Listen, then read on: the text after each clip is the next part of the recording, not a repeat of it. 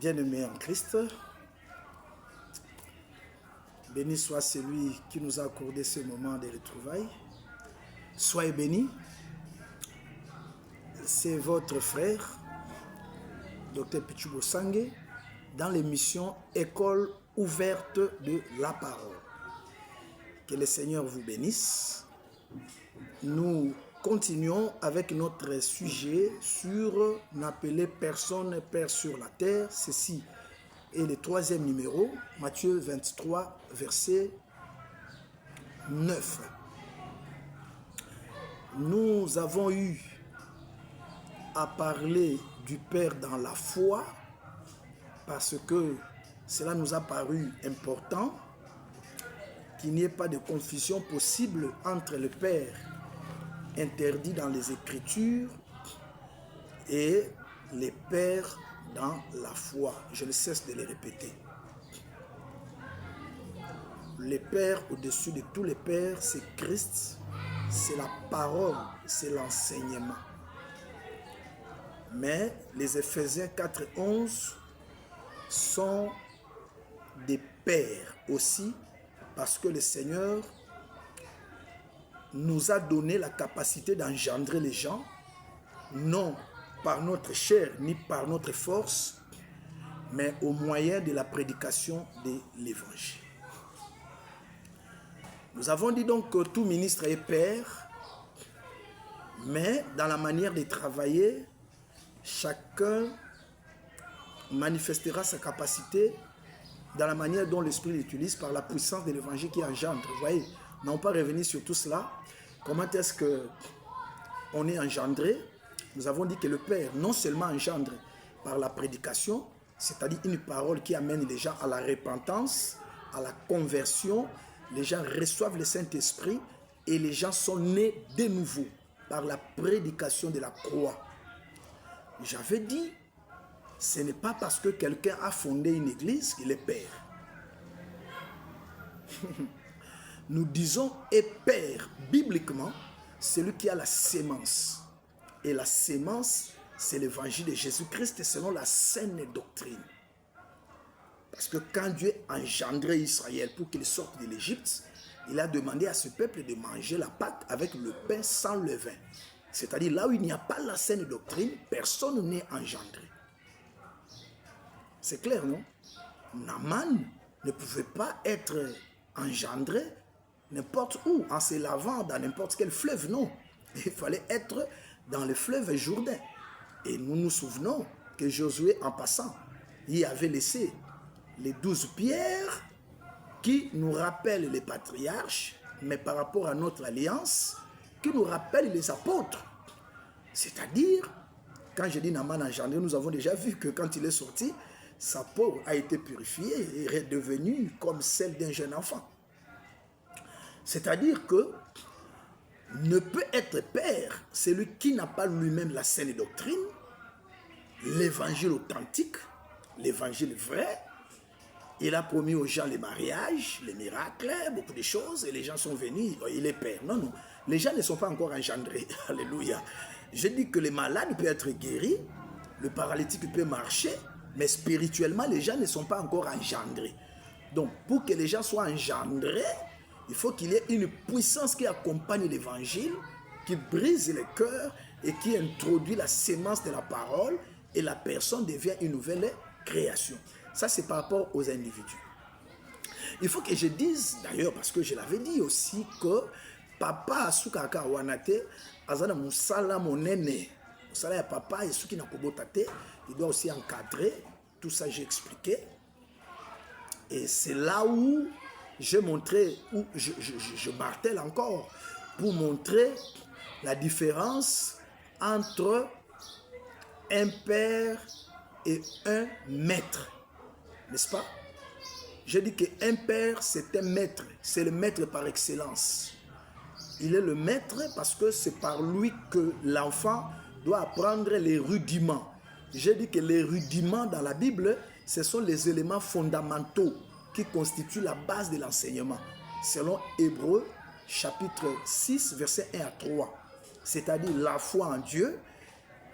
Bon, commençons par le renoncement aux œuvres mortes, c'est-à-dire la repentance et le pardon des péchés. C'est par le Père que celui qui est né se sépare des ténèbres. Hein? Comprend l'importance de la repentance, la conversion, la confession. Donc, vous ne pouvez pas dire qu'il est votre Père alors qu'après l'avoir écouté, la crainte de Dieu ne s'est jamais produite en vous.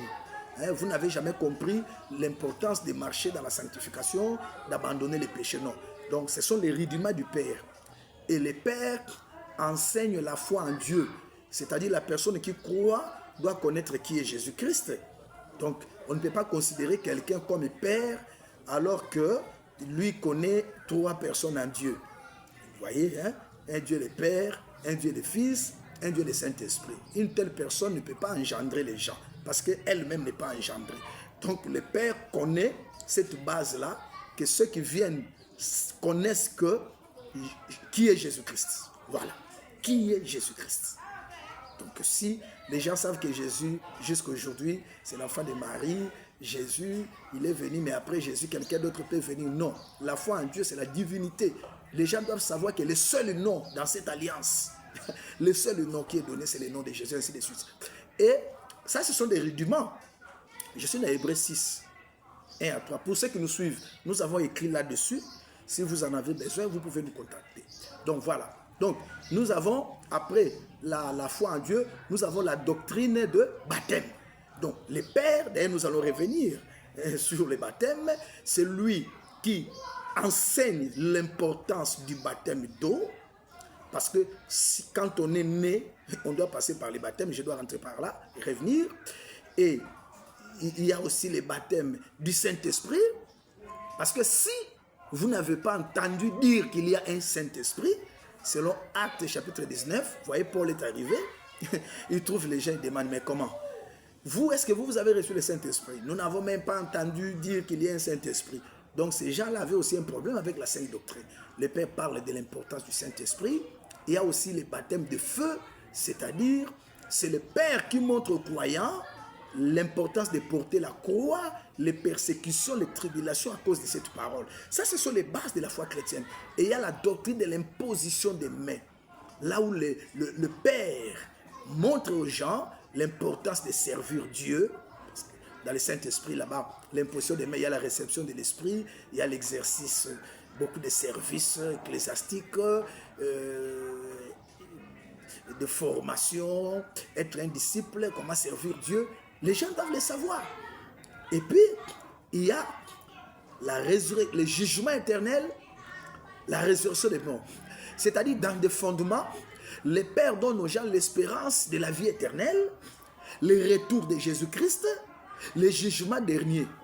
Donc, même ici, les gens n'ont pas tous les détails prophétiques, mais ils doivent savoir que Jésus revient. Alléluia. Que nous irons au ciel. Alléluia. Que nous régnerons sur cette terre. Ainsi de suite. Là, je voulais seulement vous montrer que vous voyez le Père, c'est celui qui donne les rudiments, il donne les bases. Maintenant, le Maître, c'est celui qui vient continuer avec le Père l'élévation sur les fondements.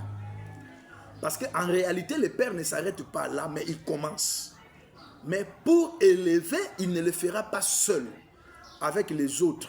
Ceux qui l'accompagnent là, ce sont les maîtres. C'est ce que Paul dit dans 1 Corinthiens 3, verset 6. On va aller jusqu'au verset 9. Il dit, j'ai planté, Apollos a arrosé. Vous comprenez? C'est que quand Paul dit j'ai planté, j'ai déjà expliqué, c'est-à-dire celui qui a porté la sémence. Alléluia. Christ qui est en vous, la foi que vous avez dans cet évangile, Dieu m'a utilisé moi pour venir apporter cela. Mais pour que cela croisse, c'est Apollos. Là encore, parce que Paul était un missionnaire, Apollos est venu. Donc, tout ce que les ministres feront, là où Christ est déjà planté, là où il y a déjà la repentance, là où il y a déjà la conversion, j'ajouterai même les baptêmes. Donc, tout ce que le ministre fera, c'est l'œuvre d'un maître, d'un encadreur. Que le Seigneur vous bénisse. C'est pourquoi on ne dit pas qu'un maître, c'est celui qui conduit les gens au ministère. Non. Parce que quand Paul disait aux Corinthiens, tous les Corinthiens n'étaient pas appelés au ministère. Hein? Non, non. Il suffit seulement qu'il fasse son travail en tant que ministre sur la vie de quelqu'un qui a déjà la parole. Ce qu'il fait là, il fait le travail d'un maître. Vraiment que le Seigneur vous bénisse. Alors, je voulais aussi parler du baptême. Parce que un père qui engendre, comme j'avais dit, lorsque la personne est engendrée, la foi de cette personne doit être confirmée par l'eau du baptême. J'ai dit que quand Dieu voulait engendrer Israël du ventre de l'Égypte, n'est-ce pas, il a amené aussi le peuple d'Israël dans la mer. Ça c'est 1 Corinthiens 10, verset 1 à 3, qui nous explique que la traversée du Jourdain, c'était l'image du baptême. Parce que je rappelle qu'Israël était tout un fils. Hein? J'avais donné Osée, chapitre 11, du 1er au 3e verset. Donc le Père, c'est celui par qui la foi est produite. Non seulement la foi est produite, mais la personne va aussi témoigner de sa foi dans l'eau du baptême. Mais attention, et ça c'est très important, bien aimé, nous partageons ces choses pour que la lumière de la parole et de la doctrine puisse dissiper les confusions et qu'il y ait la paix au milieu des enfants de Dieu, qu'il y ait la paix au milieu des hommes de Dieu. Voilà pourquoi nous vous prions vraiment de partager. De partager, c'est votre contribution. Regardez. Un père ne baptise pas nécessairement. Donc, il peut baptiser lui-même directement ou il peut baptiser, mais à travers d'autres serviteurs. Parce qu'il y a aussi une confusion là-bas où quelqu'un, il s'est dit père parce que c'est lui qui a baptisé. Mais pour que cette personne soit baptisée dans l'eau, la personne avait reçu la sémence.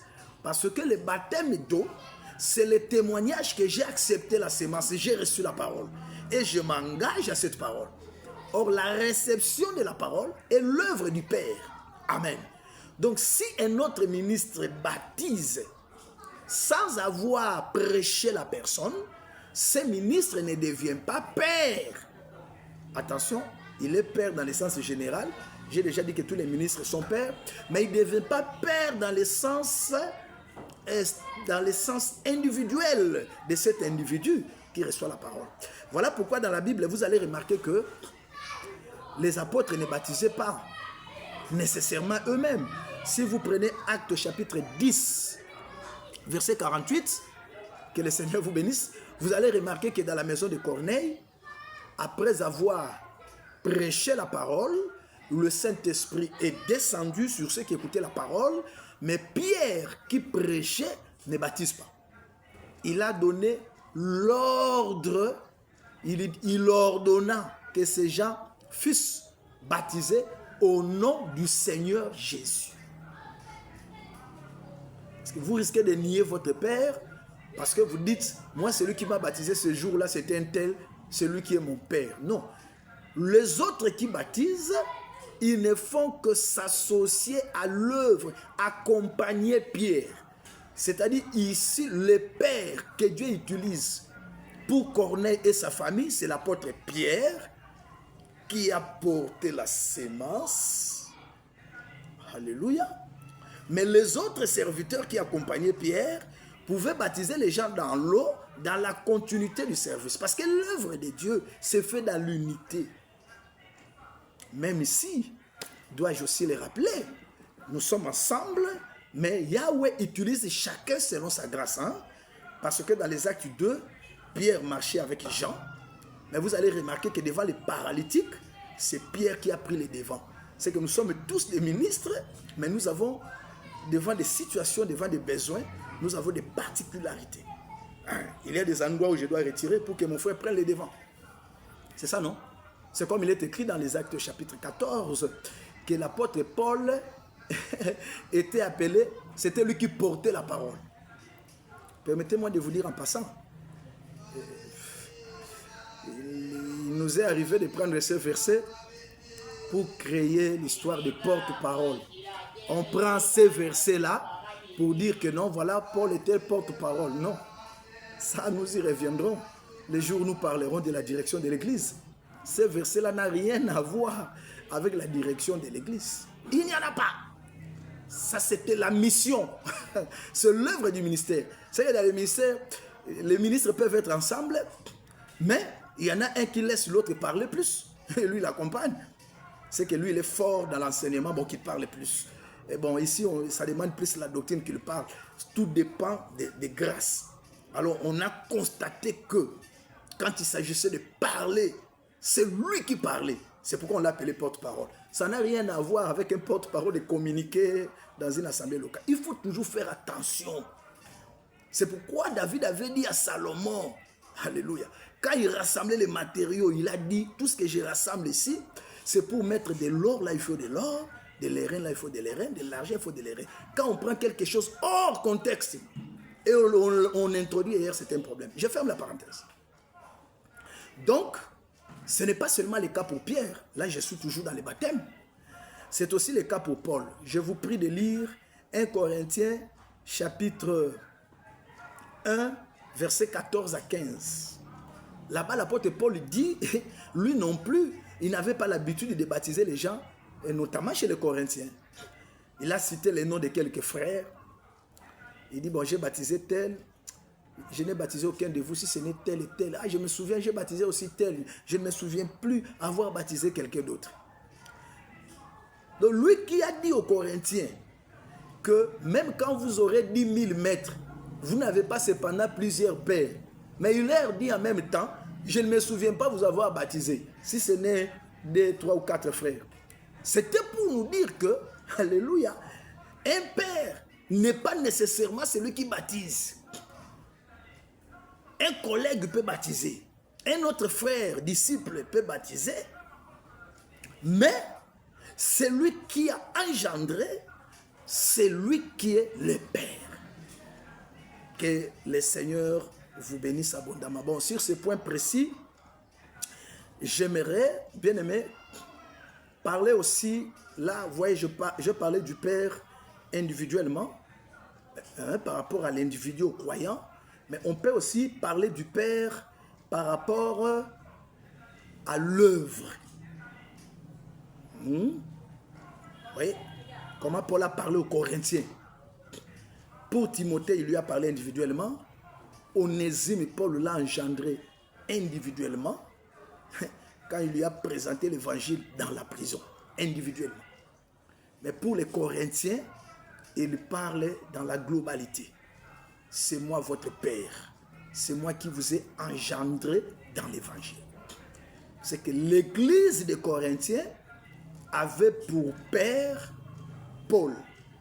Pour qu'il n'y ait pas de confusion, je ne parle pas du père de toute l'église corps.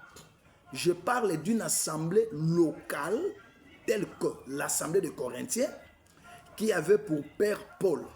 C'est que un père de l'œuvre, c'est un ministre que Dieu a utilisé afin que par sa bouche, le fondement de l'évangile soit posé dans un endroit.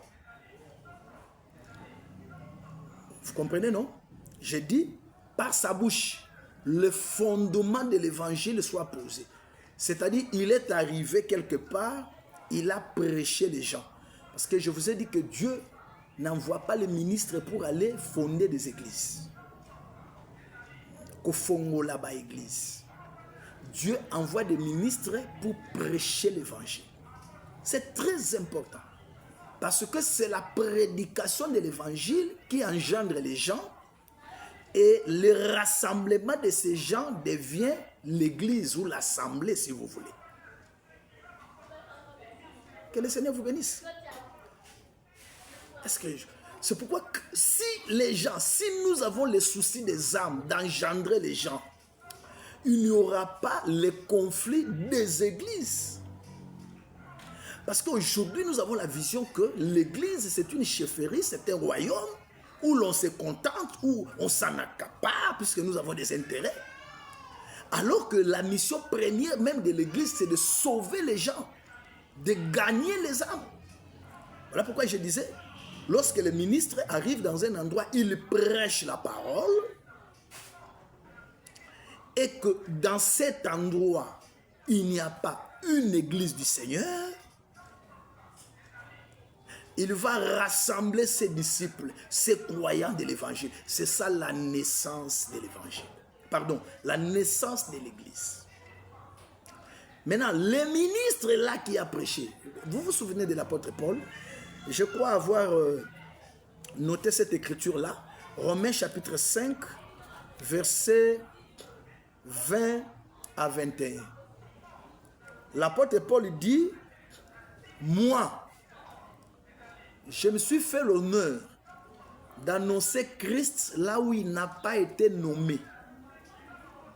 Alléluia. Afin de ne pas bâtir sur le fondement d'autrui.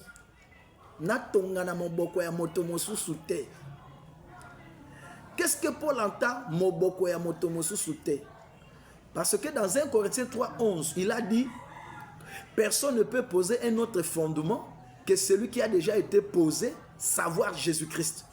C'est-à-dire, veut dire, j'ai cherché là où les gens ne connaissent pas Christ, qui est le fondement, la saine doctrine de Jésus. C'est-à-dire, quand Paul arrive quelque part, je bénis Dieu parce que ici, Paul reconnaît qu'il n'était pas seul dans les champs. Il y en avait aussi d'autres. C'est-à-dire, Paul reconnaît qu'il y avait des endroits où, quand il arrive, il y trouve que d'autres ont déjà posé les fondements. Alors là, Paul devient maître. Attention, cette écriture nous montre que Paul n'était pas père partout. Cette écriture nous montre qu'il y avait des endroits où Paul trouvait aussi les fondements des autres. Donc si lui, dans 1 Corinthiens chapitre 3, verset 9, 10, il dit, lui il a posé les fondements chez les Corinthiens. Alléluia. Et que les autres sont venus bâtir dessus. Mais il nous aide ici dans Romains pour montrer qu'il savait aussi qu'il y avait des endroits où lui aussi venait bâtir dessus. C'est-à-dire qu'il venait aussi arroser. Vous pouvez comprendre? C'est pourquoi quand je dis que n'appelez personne père, c'est-à-dire un père, c'est celui qui croit que partout quand lui il arrive, c'est lui qui doit poser les fondements. C'est cet esprit qui crée des désordres dans les assemblées. C'est-à-dire s'il a trouvé un ordre là-bas, il doit renverser cet ordre. Si un autre prédicateur a prêché là-bas, il doit tout faire pour montrer aux gens que non, non, non, ce n'est pas lui. C'est pourquoi nous avons parlé de l'histoire des généalogies. Nous reviendrons aussi sur ça. Il était qui? Celui qui nous a prêché là. Mais nous, on ne les connaît pas. Non, non, non, on ne les connaît pas parmi nos pères. Comme ici, Dieu lui a donné ce pouvoir-là d'authentifier les gens, de distribuer des cartes aux gens. Non! Alléluia! Voyez un grand comme Paul. Qui reconnaît? Non, non. Il y avait aussi les fondements d'autrui. Alors si Paul arrive, là où il y a les fondements d'autrui, il ne détruit pas. J'ai dit que les fondements, ce sont les éléments de la parole. La fondation. La fondation. Christ dans les rudiments. Christ dans les renoncements aux œuvres mortes. Dans la foi en Dieu. Dans la doctrine des baptêmes. Dans la doctrine de l'imposition des mains. Dans la doctrine de la résurrection des morts et du jugement éternel. Les éléments qui font la foi chrétienne, la foi authentique, la foi solide, pour que les gens soient des saints et qu'ils marchent dans la crainte de Dieu. Ces éléments-là, quand Paul les trouve, il arrose. Soyez bénis au nom de Jésus.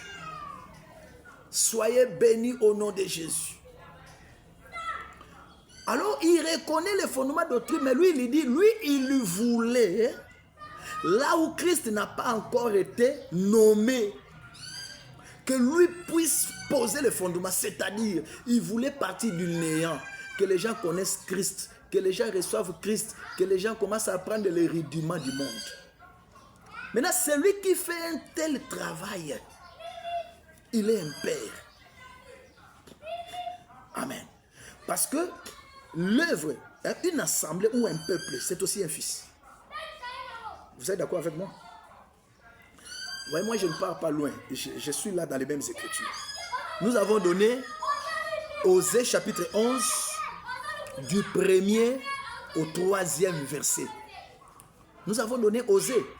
du 1er au 3e verset, où Dieu appelle tout le peuple d'Israël un fils. C'est-à-dire une assemblée, c'est un fils. Parce qu'Israël était une assemblée, l'assemblée du désert. Dieu appelle le fils. Une assemblée, c'est un fils. Or, si une assemblée est un fils, alléluia, il faut qu'il y ait un père qui engendre. Mais comme j'ai dit, l'œuvre de Dieu, ce n'est pas un singleton. Maintenant, si vous lisez les Corinthiens, l'apôtre Paul, il va citer Sylvain.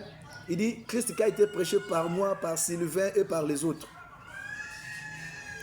C'était même s'il y avait des ministres qui l'accompagnaient. Mais celui qui avait la mission en ces temps-là, en ces moments et en ces lieux, c'était Paul. Voilà celui qu'on appelle le père de l'œuvre. C'est-à-dire que cette assemblée est née par le ministère de tels serviteurs. Cette assemblée, c'est un fils qui est né par le ministère de tels ministres. Donc, ces ministres-là, c'est le père de cette assemblée. Ne venez pas prendre Matthieu 23, 9 ici. Non. Pour dire n'appelez personne père, non. Il est père. Comme Paul était le père des Corinthiens. Que le Seigneur vous bénisse. Mais attention, quand on dit il est père, il ne devient pas le propriétaire de ses âmes. Mais il faut éviter ça. Parce que Paul, dans 1 Corinthiens 1, à partir du verset 11, il refuse que les Corinthiens disent « Je suis de Paul ». Non, il dit « Paul a-t-il été crucifié pour vous ?» Est-ce au nom de Paul que vous avez été baptisé? C'est que nous comprenons que être père de l'œuvre ne signifie pas que l'œuvre s'identifie à votre personne. Non, non, non. L'œuvre appartient au Seigneur. Mais il vous a utilisé comme père. Alléluia. Que le Seigneur soit béni. Cet enseignement est important, s'il vous plaît. Vous voyez des gens, une œuvre qui a vu le jour, mais il y a aussi des ministres qui sont venus travailler, mais ils disent, ah, il n'y a pas de père, l'église est en colo, ça c'est contre la saine doctrine, et je vais vous le démontrer. Mais je vous rappelle quelque chose que j'aime beaucoup dans l'écriture. Lorsque deux frères demeureront ensemble, Moko akufi a botité, il meurt, l'un meurt sans laisser d'enfant. Dès qu'on a eu ce cas du mois à Botissier. Donc, le premier qui naîtra portera le nom du frère défunt. C'est une écriture que j'aime beaucoup. Vous savez ça dans la prophétie. Parce que nous croyons que le frère qui est mort sans donner la sémence, c'est Jésus. Il est mort dans la chair, il n'avait pas donné encore la vie. Son frère restait vivant, c'est le Saint-Esprit qui a récupéré l'église. Et tout ce que le Saint-Esprit fait, il glorifie les défunts. Je voulais donner un conseil doctrinal, conforme aux Écritures. Quand vous trouvez une assemblée, ne venez pas avec l'esprit. Oh, église nengezawana, ezakaya nkolo, ezakana mutute, bisonestosa nengamoko. Non, non, non, non. Venez d'abord avec l'humilité que, pour que cette œuvre voie le jour, il y a eu des gens qui ont travaillé. Ça, c'est la sagesse ministérielle. Quand Paul arrive à Jérusalem, acte 21, malgré sa connaissance de l'évangile, mais les frères lui ont dit, Paul, tu vois comme tu es arrivé ici? Tu dis aux gens de ne pas observer la loi de Moïse. Fais ce que nous allons te dire. Rase-toi, mets-toi ensemble avec des gens qui ont fait le vœu ici pour tout sabbat les bas-côtés. Alléluia. Paul, malgré sa connaissance de l'évangile, il a honoré ceux qui étaient là comme les pères. C'est-à-dire ceux que Yahweh a utilisés pour que Jérusalem voie les jours. Je peux ajouter même les pasteurs de Jérusalem. Un ministre, c'est celui qui honore ceux qui les reçoivent. Donc, Neko Yakoufi Matiki Mwasi. C'est-à-dire que la femme, c'est aussi un champ. Parce que Paul dit, je sais, mais la femme, c'est un champ. Donc, vous avez la femme, mais sachez que même si son mari est mort, mais si cette femme est là, c'est parce que quelqu'un l'a doté. Amen. Quelqu'un a souffert pour l'avoir. Alors, ne cherchez pas à effacer son nom. Le Saint-Esprit n'efface pas le nom de Jésus. Mais on ne voit plus Jésus. Où est Jésus? Tout ça, masanga oyo, bato nzamba salelaka bakufi. C'est lui que Dieu a utilisé pour que l'Assemblée voie les jours, il est déjà mort. Sa femme est restée, mais sa femme souffre. Mais il y a des ministres qui travaillent là-bas. Ils oublient même la femme et les enfants. Pour l'église, il y a un colo. Il y a un koufi, bon, sans amour. Mais dans la doctrine, le Seigneur voulait dire, il faut se souvenir du défunt parce que c'est grâce à lui que la femme est là. Même quand on te reçoit dans une assemblée, il faut honorer ceux qui t'ont reçu. Que le Seigneur vous bénisse abondamment.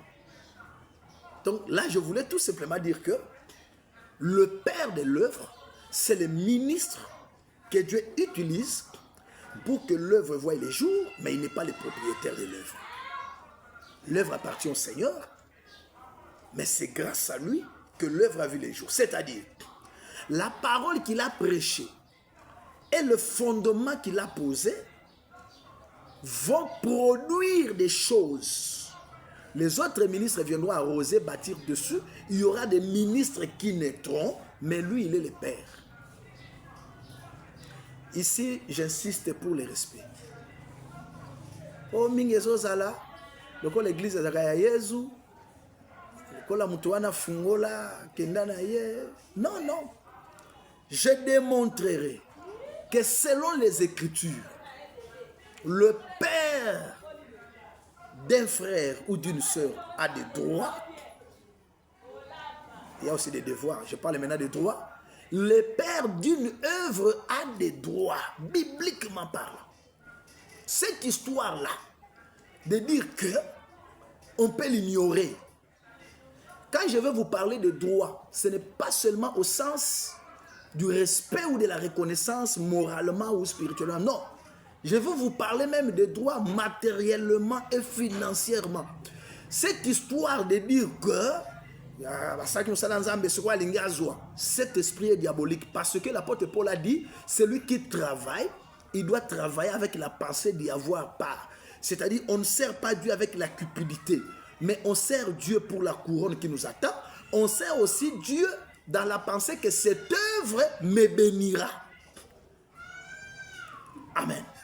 C'est pourquoi vous remarquerez que l'apôtre Paul, quel que soit là où il était, vous savez que Paul avait établi les anciens. Nous parlerons aussi des anciens, hein? Nous parlerons aussi des anciens là. Oh là là, le temps nous fait défaut. Retenez seulement que, même s'il y avait des anciens, parce que si vous lisez l'épître aux Philippiens, Philippiens chapitre 1, verset 1 à 2, Paul avait destiné la lettre aux anciens, aux diacres et aux anciens. Mais dans Philippiens chapitre 4, il nous a montré que là où il était, les Philippiens lui envoyaient des choses qu'il recevait. Donc les anciens établis à Philippe n'ont jamais effacé Paul. Amen. Vous savez que nous sommes établis anciens, mais pour que cette œuvre voie les jours, Paul est là. Et nous montrerons tout cela par la grâce de Dieu. Le Père a aussi des devoirs. Quels sont les devoirs du Père? Et nous parlerons aussi des droits du Père. Mais j'insiste, parce que le thème de notre enseignement, c'est n'appeler personne Père sur la terre. Le Père de l'œuvre n'est pas un super ministre. S'il est docteur, son ministère c'est le doctorat, il est pasteur, il est prophète, tout ça. Mais en dehors de tout cela, il a accompli une mission paternelle. Et un père, on l'honore. Yahweh l'a réclamé dans Malachie 1. Si je suis père, où est l'honneur? Tout ministre est père. Mais il faut que cette capacité de père travaille. Alléluia. En engendrant les gens dans la prédication. Ou soit les gens engendrés forment une assemblée. Là, je ne suis pas en train de dire qu'il dépasse les autres. Parce que Paul a dit dans 1 Corinthiens 3, je crois le verset 6-7, il dit, et celui qui sème et celui qui arrose sont égaux. C'est-à-dire, tout ça, c'est l'œuvre ministérielle. Pour Ezana Eloko Moko Mabe, oh, je vais terminer par là. Le ministre Bazos a honoré pour une église. Et puis, dans une église, baza ko honorer bao baza na l'église ya minene et bandi wana ministre pour aller honorer il faut aza une église ya fungola soki pas fungoli église à côté pe na race ko ya ba catégorie faut aza pe na église ya monene. C'est pourquoi vous voyez tout ce que nous faisons pour avoir des grandes églises même sans prêcher. On a guerre ya bandini. Voyez? Guerre ya bandini. Nous devons comprendre que est le ministre qui n'a pas ouvert une assemblée, qui travaille dans une assemblée locale, et le ministre qui a ouvert l'assemblée, et le ministre qui a une petite église, et le ministre qui a une grande église, tous sont d'abord égaux devant le Seigneur. Mais ici, nous sommes en train de montrer, en termes de reconnaissance quant à l'œuvre, le Père existe, mais il n'est pas le pape. Paul, père de Corinthiens, n'a pas imposé Apollos, je l'ai dit. Et il a respecté Apollos. Ah, Apollos, il le fera quand il en aura l'occasion. Je crois que nous entrerons dans les détails par la grâce du Seigneur. Vos questions, vos suggestions, vos encouragements nous sont très utiles afin que nous puissions parler de ces choses et d'autres sujets que nous avons promis en parlant. Que le Seigneur vous bénisse. Si vous avez des questions, faites-les toujours en tant que frère et nous répondrons aussi en tant que frère. Vous pouvez aussi nous compléter en tant que frère, nous recevons cela. Et n'oubliez pas aussi de soutenir l'émission de quelque manière que ce soit afin que nous ayons une bonne qualité en présentant l'évangile de Jésus-Christ. Votre frère, Dr Pichu Bosangue, docteur, nous sommes dans l'Assemblée des Saints de Bibois Dardar. Et c'est ici même que cette émission, n'est-ce pas, a été enregistrée, a été tournée. Que le Seigneur vous bénisse et à la prochaine. Ciao.